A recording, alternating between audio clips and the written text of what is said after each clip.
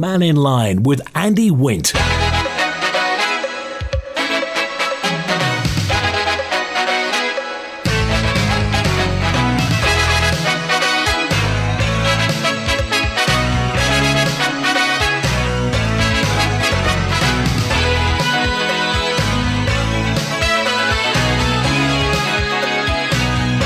Fast am I. Good afternoon. Welcome to Mannin Line on Manx Radio. The floor is yours. Lines are open. Open line through till 1 today. Call 66 1368. Text 166 177. WhatsApp on 166 177. Email studio@manxradio.com. A note in from John who said, Andy, Ben McCree sailed from Belfast to Birkenhead today. The well-informed skeet is that there was no dry dock available in Belfast, so she's off to Camel Lead in order to be dry docked there for repairs to the damaged bow.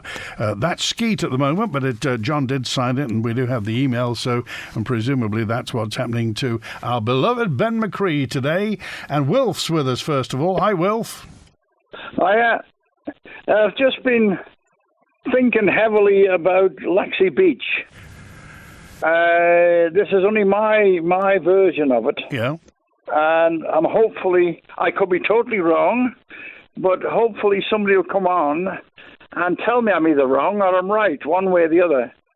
Now, the other day, somebody emailed in or whatever to the radio and said that the stones were piling up again on Laxey Beach.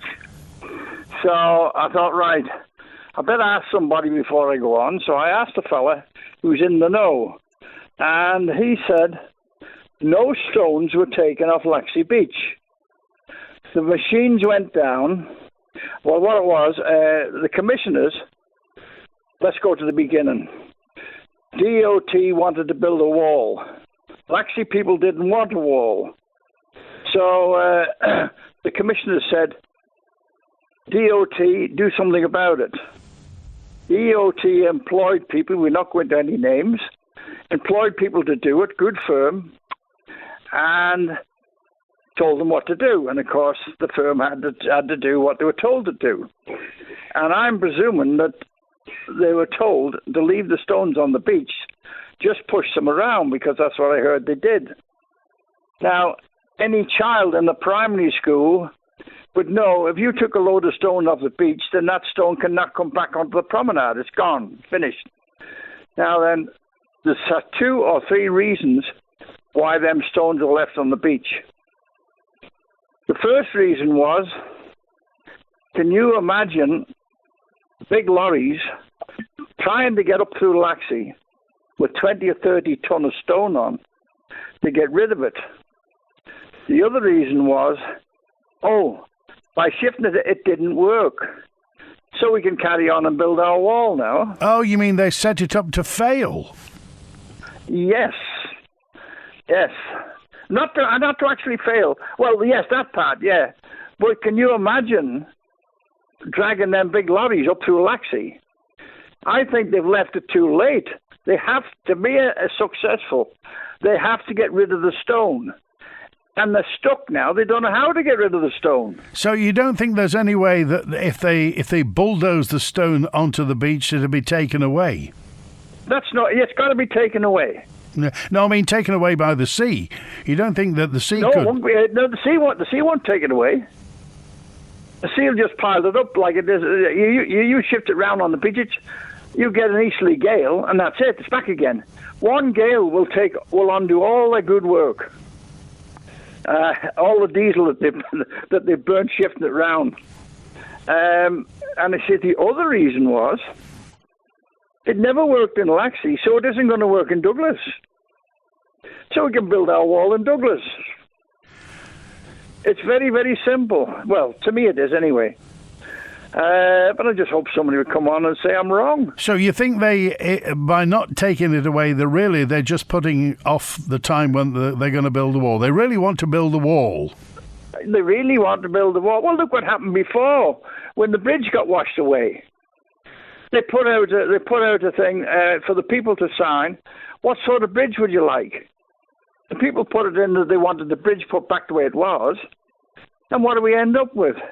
They put the bridge that they wanted there and put a Dalek each end of it, which cost thousands for nothing. Ridiculous. They do what they want to do. And it's not going to work. All right, so let's just get this straight then. For the people not in the know, the sea will deposit rocks, but the sea won't take the rocks away. No, the sea won't take the rocks away. You've got to have offshore wind to do that, and you haven't got any offshore wind in Laxey. It's sheltered. All you've got in Laxey is inshore wind. That's where your stones come from. And the same thing in Douglas again, with the breakwater and Onken Head the other side. That's a sort of a half circle. There's no offshore wind in Douglas. There's no onshore longshore drift. That's all gone because they are building the breakwater and all that. All you've got is inshore wind, and that fetches the stones in. So the only way to do this, you've got to take the stone away. You've got to take it away and take the sand away from Douglas Beach. That's it. To take it all away and make good use of it. So forget building walls. So there'll be no way that they could bulldoze the sand from Douglas Beach and take it further down the beach, and it will be swept out. No, because a man I was talking to used to do a lot of work for Douglas Council with bulldozers, and one of his jobs was bulldoze the sand, the gravel, and the rocks further out to sea.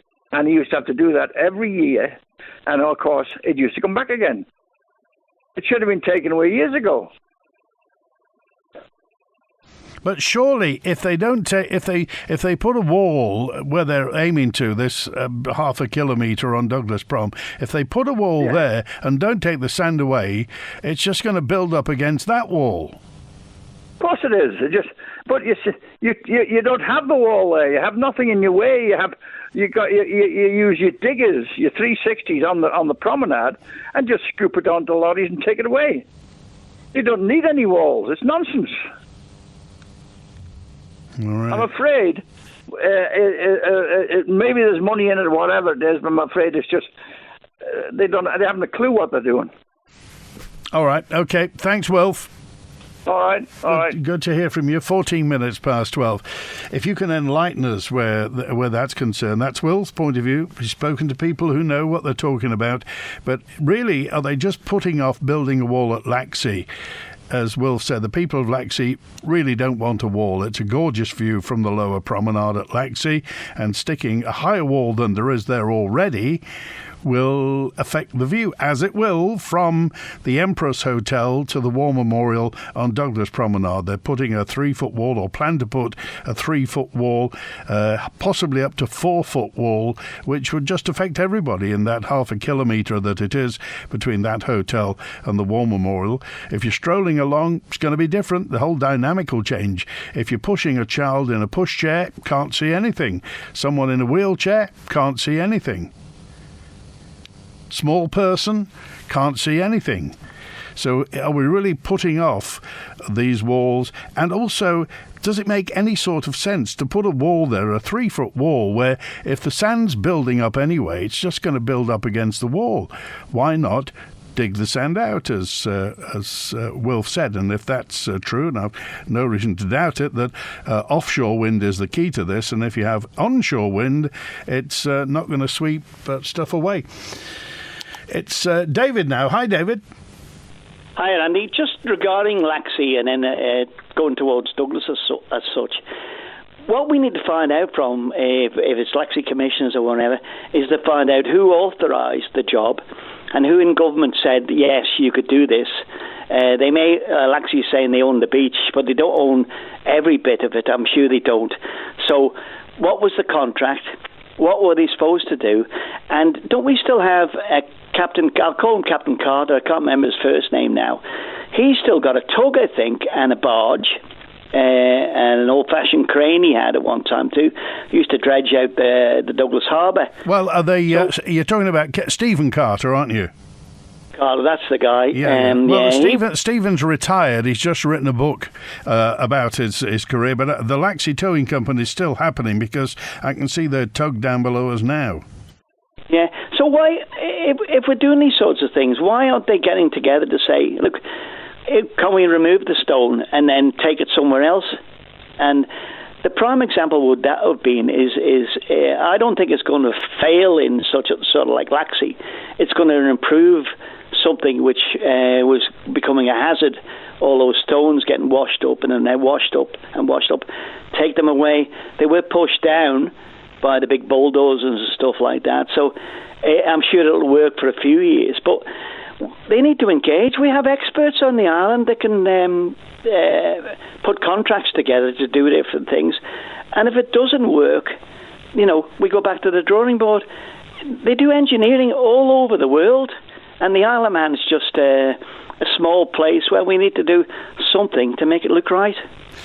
And that's you make it sound so simple, David. Well, I think it is. I think it's not rocket science. We're not putting anybody on the moon. We're just trying to put shingle back down to the harbour. And the other one, I'm not decrying it, but it really breaks my heart when you see the JCB or the big digger trenching all the seaweed into huge piles on the bottom of the shore there for the tide to come in, and the cormorants must love it. You look at the amount of cormorants just sitting on the rocks saying, "This is great, boys. All the fish are going to be in an hour, courtesy of the city of Douglas." All right. Thanks, David. Ta-ra. Oh, it's good to hear from you. Wayne's on now. Hi, Wayne. Hi, Wayne. Are you there? What would you rather? We're trying to find Wayne, and we will find him shortly. Members of the maritime trade union Nautilus are being balloted over possible industrial action against the steam packet company. Now, that's quite a short sentence, and it might seem quite innocuous, but industrial action against the steam packet company affects fundamentally how the Isle of Man lives. The steam packeters, our lifeline. Paper slips were issued in late November, and they'll be expected to return them with their decision by the 18th of December. The union's senior national organiser is Gary Elliott. So, Gary Elliott, what's going to happen? We've had 6 previous consultations over a 2-year period in respect to this issue, and on every occasion there's been a high participation and a high rejection rate, and so we would believe that the industrial action ballot that's now occurring will provide the same results. The workers need to accept the changes proposed by the steam packet by the 22nd of December, but this ballot doesn't close until the 18th of December. From the outside, that doesn't leave you a lot of time for taking action, does it? What we have is a situation that obviously amongst the legislation we've got to abide by the timescales that are put in place. But on the 18th of December, that will give us a mandate to consider what form of industrial action is likely and what will be taken forward in the coming weeks. And you've accused the steam packet of using bullying tactics as they try to push through the changes to this live on board model. When I last spoke to the steam packet, they said if one of their staff came to them with a genuine reason why they can't accommodate the live on board model, they would be flexible and reassign them to a different vessel that didn't require that. But they say they've only had one person come to them with an issue and that they did reassign them to work on the Mannin. Yeah, I think that says everything, doesn't it? They've only had one employee come and speak to them. Indicates the element of trust that's transit across the company at the moment, where their workforce feel completely that they cannot approach their employer to discuss their issues at hand because they don't believe their employer is going to deal with it on a fair and equitable basis. Just to clarify that, what you're saying is the steam packet workers have such a lack of trust in the management that them going to try and be reassigned might accelerate their removal from the workforce. Yes, because the employers made it crystal clear that it's our way or up the highway. It's fire and rehire. It's termination of contracts of employment. It's of no interest to them that people with 30 20, 30 years loyal service to them can be given 2 or 3 weeks notice that there's going to be a termination of employment. It's completely unacceptable, and their employees see that. They see right through that. That's Gary Elliott. Gary Elliott, Senior National Organiser for Nautilus. They're expecting members to reject. They're expecting, this is not me opining on this, but they expect members to reject the steam packet's offer, prompting industrial action. We don't know what type. That will become clear next Monday, the 18th, the week before Christmas. We could have industrial action on the steam packet. Now, Nautilus, the union, thinks the steam packet company saying they'd accommodate any genuine reason why somebody can't fulfill that live-on-board model and reassign them to a different vessel instead, that the low number of people that have used this service is because they have no confidence in the management. Asking for a change might accelerate them being sacked. Now, we are speaking to Brian Thompson, the managing director, the boss of the steam packet company, is going to be chatting to Max Radio, to one of the news team later on today, and you'll hear Mr. Thompson. But let's not underplay this. This could be serious for the Isle of Man. If there is any industrial action for the steam packet, and again, Brian Thompson, extremely experienced seafarer and manager involved in shipping companies. So he will have known what's going to happen. And here we are, you and me and everybody who uses the steam packet, all the freight that goes on the steam packet, we're going to be caught in the middle of this. It's some sort of Mexican standoff. What is going to happen to the steam packet and the way that it runs? We'll know next Monday. 6 days' time, the paper slips will be returned. I just wonder what your thoughts are regarding this. Do you see this as a threat to the Manx people, a threat to our way of life? Is it just a union obviously standing up for its members? It's what unions are meant to do. They're in the business of standing up for members. And obviously we have the steam packet now in public ownership. Does that put any different spin on what this situation is? The fact that now we own the steam packet. It's not Jim Sherwood and Sea Containers. It's not Macquarie Bank. It's not Banco Espirito Santo. It's not Lloyds Bank and that management buyout that happened. It's not them. It's us now. Any thoughts? Eddie's on now. Hi, Eddie. Hey, Andy. All right. Good, thanks. Yeah, what's on your mind? I just wanted to say, about a week ago, I think it was today, you had a lady called Val came on. I think her name was Val. And she was praising the show left, right and centre. I think she pointed out that she likes Julian, Howard. She said they're all really, really interesting people and seem to do the homework and everything. It's great. And she pointed out that she didn't like one. I think we know who that'll be, Bonzo. But everybody I speak to seems to think the same things. I think the show's great. I listen to it every day. In fact, yesterday, Julian's chat was absolutely fabulous. And as you know where I live, ever since we found out about the wind farm, all the people in this area have tried to delve into as many facts they can about it. And the likes of Julian, and so forth are bringing up facts that we found out to be absolutely true. Unlike some of the stuff that we were given at the meeting by the government, which was just sheer stupid propaganda. One or two people seem to think that they should all have tests for their eyesight because they think they're colourblind. Green is what got them all in, but they don't understand what green is, I don't think. Can I also cast your memory back to when I was saying to you, since I've been delving into it, I did find up to 27 reasons against. Well, that's added and added and added. More and more and more reasons. And I had a thought, Andy, and maybe it's a wrong thing to ask of you, but I was wondering if years and years ago, Max Radio used to have a thing called the Thought of the Day. I'm wondering if I could have a tiny little section of your show to give you a fact of the day, one of those 27 and more reasons. What do you think of that idea? Well, you can call up any time you want, Eddie. Just to give you a fact for the day, that would be brilliant. If that's what you want to do, the lines are open all the time. When we're doing an open line, anybody can call up. That's the beauty of Mannin Line. Well, my idea is, when you do these outside broadcasts to the sixth formers and things like that, some of them don't seem to understand a lot of the reasons. They want to be green, but they don't know any of the green facts or non-green facts. So I think maybe that would be our way of trying to get it over to in 3 years' time, these young ones are going to all have a vote. Well, crikey, hang on, they can have a vote now. They're 16 years of age.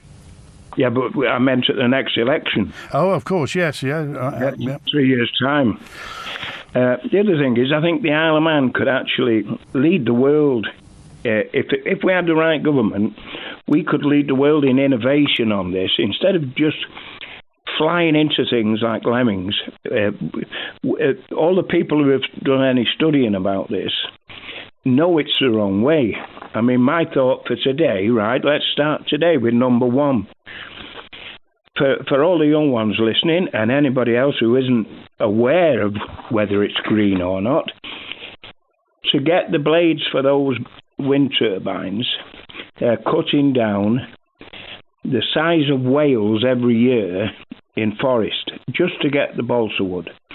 That's 2 football fields a day, and that's just for the balsa wood itself. That cannot be green, can it? Do you agree? Well, the fact is that, as you say, everybody comes out with facts. Everybody finds all... And the thing is, unless you know that in detail how an industry works, and like you say, the balsa wood industry, how that works, unless you know how much they grow a day... I mean, if they cut down 2 football fields a day and nobody grew any, that will be bad news. It just depends how much they grow. Well, according to the Brazilian government, it's no way sustainable. You're cutting down that much that it will never, ever come back. It takes hundreds of years for balsa wood to grow. But at the rate they're cutting it down, they'll be out of balsa wood, or they'll have to totally deforest the whole of Brazil. Yeah. You wonder, though, where everybody's been saying about this, because they call Brazil the lungs of the earth, don't they, because of the rainforest and what have you. What's the government in Brazil been doing about this for the past 30 years? Have they been sitting by and just watching and not knowing what's happening? No, they're trying to slow it down. In fact, Brazil is one of the leading ones. There's about 5 different countries all involved in that. But they are trying to. But yet again, the money people of the world are the ones who dictate just how much they can slow them down because of work and so forth, for the population. But it's just a catch-22 again. If we carry on down that route, it's doom, So for all the ones who think they're going to be green and want to be green, start getting a fact of the day or something like that, and make a point of learning why. We're not all NIMBYs. I've been talking to quite a few people down this end and a few down the mid. And the mid one said, oh, well, it's great, we'll have cheap electricity. There's another nonsense, Nowhere in the world, like Ewan said yesterday, there's nowhere in the world getting cheap electricity from these. But my thought is, these people who think we're going to be NIMBYs, if we get these turbines, there won't just be 5, they'll be all over the island. I think at one stage earlier, somebody said 110 on the island. So everybody will be an NIMBY then. All right. It's only a small island. All right, appreciate it, Eddie. Thanks for calling today. Thanks a lot, mate. Good to hear from you. It's 12:30 on Manx Radio. 2 photos. Somebody sent me 2 photos. Thank you, WhatsApper 867. A 12-foot drop from the wall to the beach at Ramsey Queen's Prom, and you still get waves breaking over. There isn't a slope to slow the waves down. And I just listened to you talking about the steam packet. Says 365. I support their objections to sleep on the boat rule and have actually signed the petition. But I do have to say that if industrial action means cancelling boats, especially the only boat to Ireland for Christmas, they will 100% lose my support. Have you got any thoughts on this? then by all means get in touch. And as Eddie mentioned, anybody can call. Mannin Line is fairly rare. If you take across the British Isles the number of phone-ins where you get the opportunity to call in and have your say, there aren't many of them. You have radio stations, a couple of radio stations dedicated to them. But remember, this is only about the Isle of Man. We just talk about the Isle of Man on Mannin Line. As long as everybody keeps a civil tongue in the head, then we'll crack on. Here's Tony with us now. Hi, Tony. Hi, Andy. How you doing? I'm very well. What about yourself? Oh, I'm good. I just wondered, how did the straw poll go? Because I didn't hear what happened. Was everybody for getting rid of the straw poll was it was something like 65% for and 35% against. So 65% for the bishop losing the vote. Okay. Well, I personally voted against it, but I mean that was just a straw poll. That's not indicative. We just wanted to see which way the wind was blowing, and on social media, so I stress that was social media only. Then that's the way that it went. The problem with social media is that the people get on there and they don't have any responsibility for the end outcome of their actions. And that's one of the problems I have with social media, because I don't go on social media for exactly that reason. Anyway, what I've called for, I have a better solution than social media, much better. Get rid of all these people that are making money out of your information. I think the government should put up a website, and it should be administered independently by somebody who's not government-owned. And that website should go straight into the government information office and say, when they put something forward like this, we can all go in there and vote. And that way, instead of them getting voted in once every 5 years, we might have a bit more input to the actual government, because their excuse is, well, I didn't hear that on Mannin Line, I don't care about that, I don't look at social media. Whereas if you to have something that was actually within government and was published, then people could go on, make comments, and basically put their opinion forward. Because democracy shouldn't stop every 5 years when they've been voted in, because then they go off and do what they want anyway. And I think it's about time we got some control over our MHKs and their chaos they keep creating with these decisions. Because whether or not you have a bishop voting is null and void. It's one vote. But the other thing is, the UK, which is our parent company, if you like, they have bishops sitting in the House of Lords. So why would we exclude one? So it's not very good for business that we're suddenly, we don't believe in bishops, because bishops give continuity, and they also have necessarily their own opinion, as opposed to the opinion of groups, shall we say. And that's the Green Party and the Labour Party and every other party out there. I just think there needs to be a little bit more listening by the government, and they haven't got time because there's so many people shouting at them, because they all want to do what they want to do. I think it would be a very good idea to have and they've had these before, where they say, OK, you can go and vote on this, or you can go and put your comments in. They don't necessarily take any notice, but at least the comments would be there.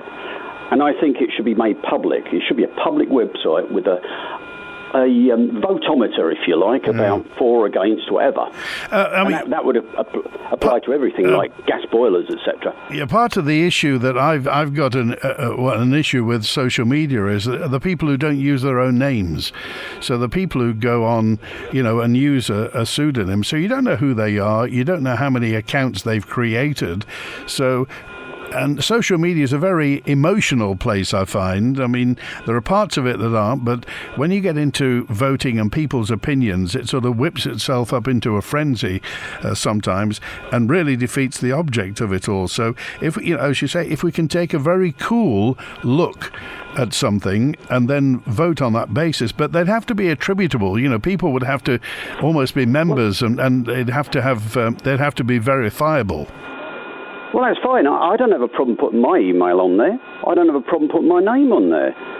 I've just signed up to, against fluoride or whatever it was, petition they're going to put in. I don't know who's doing it, actually. It's on the web, but it said vote against fluoridation. So I've signed up for that. I've put my name, address, and my email. I'm not interested in getting feedback from them or being contacted by them, but I do think that fluoridation is something that, once again, it's another red herring. We'll throw that out there so we don't have to talk about the crisis in the health service, the fact that we've got a massive deficit which keeps increasing, while the government keeps spending huge amounts of money on their policies which are not going to come to any long-term fruition in the sense of going green. I mean, I agree with the previous caller. There's so much rubbish out there, and shall we say, government propaganda. I mean, you know, we'll ignore potential things like nuclear energy and getting hot water out of the ground because we don't have any experts and we don't believe in it. And we just believe in wind farms and electric cables under the ground and under the sea. And this is where I'm trying to get to the bottom of all this, and that's by putting as much information out as possible. And again, everybody's going to have a stick in this, if you like. You know, people are going to want to make money out of the so-called Green Deal and renewables. Of course they're going to make money. We live in a capitalist society. There's a political side to this. So if you take the money side, the political side, then there's the sort of philosophical, ethical side. You know, and in the middle of it all are the consumers, and we're the ones that pay the bill. And the bill is going to be enormous, but they're not saying that. You know, the only person I've heard ever come on the radio and admit there was a cost to this is he's an MP in, I can't think who it is, David Ashford. Came on when he was Treasury with his assistant and said there will be a cost to this. But they haven't told us what the cost is, and nobody's mentioned it since, because obviously he's not towing the party line, so he got kicked out. But the issue is that when you want to build a wind farm, you're going to borrow the money. And then when it doesn't blow, you're going to have to subsidise it. So where's the money coming from? We're already up to our neck in debt, driven by the government spending, and it's not stopping. There doesn't seem to be any willingness at government level to say, hey, we're spending a bit too much money here. We can spend 50 million, waste 50 million on green studies, but we don't spend 50 million doing things like sorting out beaches, sorting out the steam packet, sorting out what we need to do about health services, sorting out the fact you can't get an appointment with a doctor. It just goes on and on and on. All right, Tony, I appreciate it. Thanks for calling. I think a government feed from the people might be a really, really interesting thing, because that will put pressure on them to start doing what they need to do instead of start doing what they would like to do. Okay, thanks. Good luck. Cheers now. Good to hear from you. If you want to get in touch with their particular politician, by the way, you can meet him face to face, particularly if you're an Onchan resident. This coming Saturday, the 16th, Rob Callister. The third Saturday of every month, Rob Callister has a political surgery at Onchan Community Hall, the Hub, in School Road in Onchan, opposite Onchan School. You can see him there. Normally, Douglas North is every third Saturday, but it was last Saturday instead of this Saturday. So if you're hoping to see David Ashford and John Wannenberg at Williston School this Saturday, it was last Saturday, but they will go back to the third Saturday of every month as from next month. So any thoughts on the steam packet and what possibly might happen? And I've got a message in from Prue, who said, Andy, has anybody seen a fulmar lately? Do you know what a fulmar is? It's a gull. And apparently fulmars, are there any fulmars? Has anybody, any twitchers, any ornithologists spotted fulmars latest? Now, are they in the south of the island, or do they inhabit the north of the Isle of Man? Have you seen a fulmar lately? Anybody? Gifts and toys to pet supplies and bird food, winter garden supplies and much more. Riley's Garden Centre has everything you need for the festive season. So call in at Cool Road, Braddon, or visit rileys.co.im and get set for Christmas at Riley's. This Christmas at Tracy Bell, bring yourself and an elf to receive 50% off these treatments. Boutique whitening for you and your elf for only £400. That's 2 for £400. In our non-surgical department, Choose an injectable treatment for you and your elf and pay for only one. Call 613323 or visit tracybell.co.uk for details and booking. Available till the 24th of December. Terms and conditions apply. Your merry is our mission at Tracy Bell this Christmas. Go on, treat your elf. There's a new way to Subway with 2 fantastic menus. Which will you go for? The all-new Subway series with 15 irresistible creations like the Big Bombay Sub, Great Goddess Salad, Emperor Wrap and Big Cheesesteak Sub Melt. Or create your own. You pick the ingredients you want and build your own sub, salad or wrap the way you want it. There's a great mix of healthy and indulgent menu items available from Subway and ShopRite, Peel and Port Erin. Treat your friends with gifts galore. Fa la la la la la la la la. Buy a new phone this Christmas with a Smart Unlimited contract from Manx Telecom and walk away with a free present worth up to £299. From an Xbox Series S to AirPods and many more. Spoil someone special or keep it for yourself. Tech the halls this Christmas with Manx Telecom. Terms and conditions apply. Visit mt.im/Christmas for details. This festive season on the nation's station, the winning continues with Manx Radio's 12 Days of Christmas. We've got some massive prizes up for grabs, including a £100 voucher for King's Spa, a hamper from ShopRite and a family ticket for Aladdin at the Gaiety Theatre. And lots of other goodies under the tree that could be yours. Manx Radio's 12 Days of Christmas. Brought to you by SpectrumWindows.im. And it all gets underway tomorrow. The Mannin Line with Andy Wint. And John's with us now. Hi, John. Hi, Andy. How you doing? Good, thanks. Following on from your last caller, where he was talking about the online poll that you guys did, and he was suggesting about, the government have something that people could somehow get in touch with and give their opinion. Well, how about if we did it the other way around? So you have all of these MHKs doing their thing internal, voting for this, voting for that, like Laurie Hooper, who's not an advocate of the people. They then can make their laws or whatever they want to do, but at the end of the day, the electorate must vote on whether that passes or not. So, for example, the bishop, if Laurie Hooper gets his way and they say, yeah, okay, the bishop's out, it then has to go to the people who say, no, he's not, or yes, he is. Simple.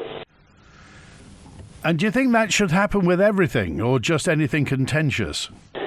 Well, what is contentious? This is the kind of thing, how do you decide? I don't know how you would work that one out at the moment, but, you guys on the radio station bring things through to the fore so people can actually hear about it. If you didn't do the good job that you did do, people wouldn't know about it. So how do you work on what is contentious or not? Yeah, do you have any personal thoughts about whether the bishop should have a vote in Tynwald? Yes, I think he should do. It's not about religion per se, but the thing about religion is it supposedly teaches compassion. It teaches about the people, not about the law. MHKs are about the law, and I'm quoting my wife here, are about the law, whereas the bishop is about the person. I don't know if that makes any sense, but, it's kind of like on the morals. Is it morally correct to afflict this law upon the Manx people? That kind of thing. It doesn't matter whether he's Anglican, Catholic, Buddhist, Hindu, whatever. At the end of the day, it's all the same thing. It's about a person. It's about being a human being. Okay. All right, John, I appreciate that. Thanks for calling. You're welcome. Take care. Bye-bye. All right, it's 1:45 on Manx Radio. Thanks also to Carrie, who dropped me a drop note to say, did you see that Shell has struck a hydrogen fuel deal that could pave the way for greener fuel at petrol stations? Shell plans to order UK-designed machinery to make a hydrogen at a pilot plant in Germany. The project is going to use green electricity at a Shell Rhineland refinery to split water molecules into hydrogen and oxygen, which can be used to make low-carbon fuel. Shell plans to use electrolyzers made by the Sheffield company ITM Power to make the hydrogen, although there'll be a need to make their final investment decision to press on with the pilot plant. The 100-megawatt plant is dubbed Refine 2, REPHYNE, Refine 2, and will make 15,000 tonnes of green hydrogen per year, enough to power about 10% of the UK's annual bus journeys. Time moves on, doesn't it? Oh, Bonzo's on now. Hi, Bonzo. Oh, hello there, yes. Lord, where do I start? And I've only just been listening since 12:30 when Tynwald knocked off. So I was listening to that. All right. Shall I just start with what you've just been talking about first? Yes, green hydrogen. Great idea. Problem is, at the moment, very expensive to do. That may alter over time with scale, but there are other things, such as what's called white hydrogen, which has been there's been quite a large discovery of that somewhere in France, I believe, which is actual hydrogen trapped in the ground, like gas. Now, it doesn't obviously occur that often, and it only occurs in sort of particularly rarer strata, and the largest amount of it, they reckon, is probably going to be on the seabed, a long way away, in the really deep sort of mile down seabed. But, if we can find some more of that and do that sort of thing, then, happy joy. The only problem is that it can't really come into your house, because the pipework for natural gas is, well, it copes with natural gas being a heavier molecule, whereas hydrogen, of course, very small. It leaks very well, and it will just leak out of the current system. So there's no point in putting it in the Manx gas system, for example, unless you mixed it with natural gas or something. Right, then getting back onto our old friend wind power and how it's dreadful and how there are going to be 150 turbines all over the island, and every green space is going to have a really great wind turbine on it. Wrong. Those ideas of 100-plus wind turbines come from the days when the wind turbine only gave you 250 kilowatts of power. Now, of course, a standard wind turbine gives you 15, 20 times that. So, I'm sorry, that's a specious argument. The figures that I've heard from people who wanted to do public partnerships with NU to put up wind power would be, 20 megawatts is a bit too small for them. For return on investment, economy of scale, that sort of thing. They'd be looking at arrays of at least sort of 70 megawatts up. But they wouldn't be looking to do more than, I haven't heard of a plan for more than 200 megawatts, which in the sort of current turbine arrays, that would be, maybe 35 turbines on island. So, again, this idea that somehow it's all going to be covered and all going to be blighted is nonsense. Now, coming on to the cost, I think Tony was talking about, and Ernie was talking about, I'm not quite sure where they're getting their cost figures from, but the cost figures for Manx Utilities are particular, and that's why it's the size of scheme that it is, 20 megawatt. Because what that does is that's a reasonably affordable scheme from their own resources, and it can then start to stabilise the price by restricting the amount of gas they use, and that amount of gas that they use can then go further and further down, and, of course, they then pay off the capital cost for the wind array, so that then the price of electricity starts to come down. And they're looking at an eventual cost, I think, of something like 4 to 6 pence a kilowatt hour.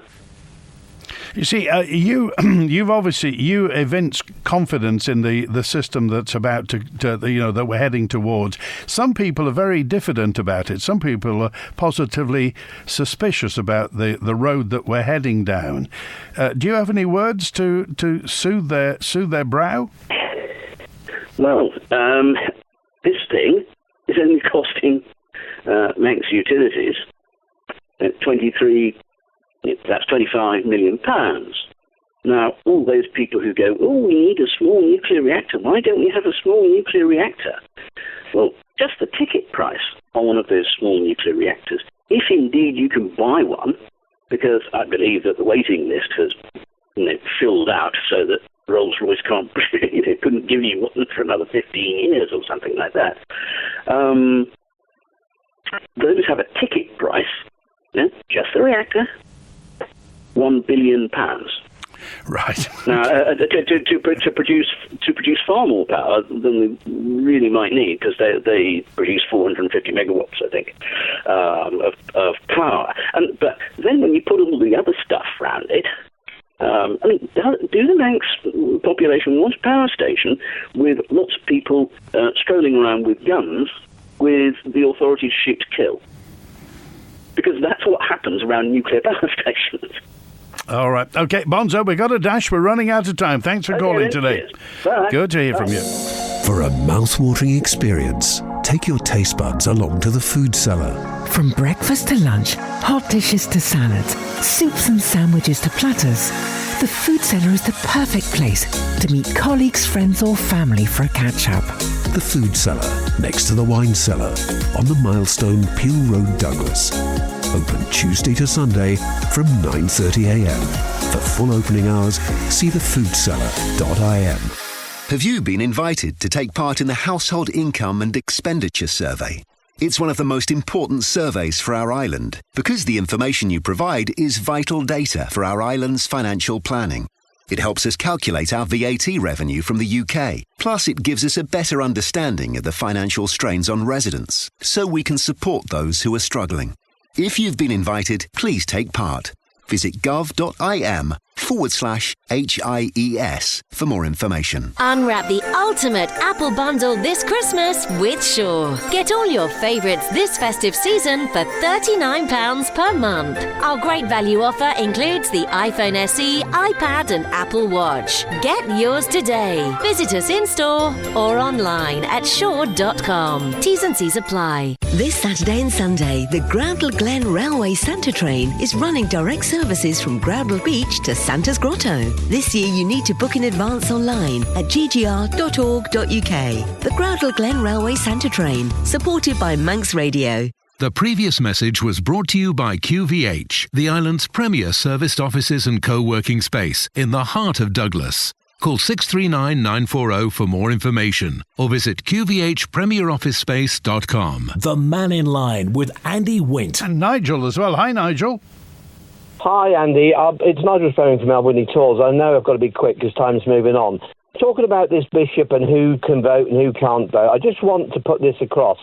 I went to Tynwald Hill this year to change or get the Tynwald members to amend a bylaw, a dog bylaw, that all the other beaches on the Isle of Man allow dogs to walk at specific times. Unfortunately, Peel commissioners, apart from not responding to me in any shape or form, have made this bylaw and they're not budging, and we're only looking at a couple of hours. So I went to Tynwald Hill, bit over the top, but I did it, to find out that I went through all the procedure that ministers and Tynwald members have no jurisdiction of changing a bylaw. So even though that's gone to Tynwald to be put in front of them to let them run with it, to see if they can help me out and amend it, Tynwald members are not allowed to amend a bylaw written by just people of Peel that think they can make the rules up. I don't get it. So who can change that then? Nobody. I've even been to the clerk of Tynwald and actually gone to a committee through Ashford and all that. They've got a separate committee to override the ministers to see what they can do, and they've come back to me and said, sorry, can't help you, it's a bylaw. What's the point of me going to Tynwald? Why did nobody tell you that before? Well, absolutely. But that's not the point. Tynwald is there for the ministers to actually help and amend the laws. And we've got people sat around a table that have been on commissioners for 30 years and don't budge and will not move goalposts and won't write to me, which I don't think they should be on the committee in the first place. And the Tynwald members have no authority to override people in Peel commissioners to change a bylaw. It's ridiculous. What's the point of having Tynwald? All right, thanks, Nigel. You're welcome. Good to hear from you. 4 minutes before 1. Hello, this is Doug Farragher. In conjunction with Manx Radio, I'd like to invite you to join us and learn something about our native Gaelic tongue, the language of man. Thank you, Jill. Jill W. tells me Andy, fulmars are only here in spring and summer. You can see lots of them nesting on Marine Drive cliffs at that time. They've got a funnel nose, did you know? Fascinating birds, fulmars. Thanks also to Georgie Shelley from Manx Eating Disorder Support tells me they're accepting used stamps. If you have any used stamps, they'd welcome a box of stamps anytime. The registered charity Manx Eating Disorder Support, telephone number for them is 330922, 330922 if you have some used stamps for Manx Eating Disorder Support. Back with Wednesday Open Line tomorrow. Remember, Friday, Chief Minister Alfred Cannon MHK. Thanks to Chris Quirk on the phones today. WINT. Merry Christmas from everyone at Doom School.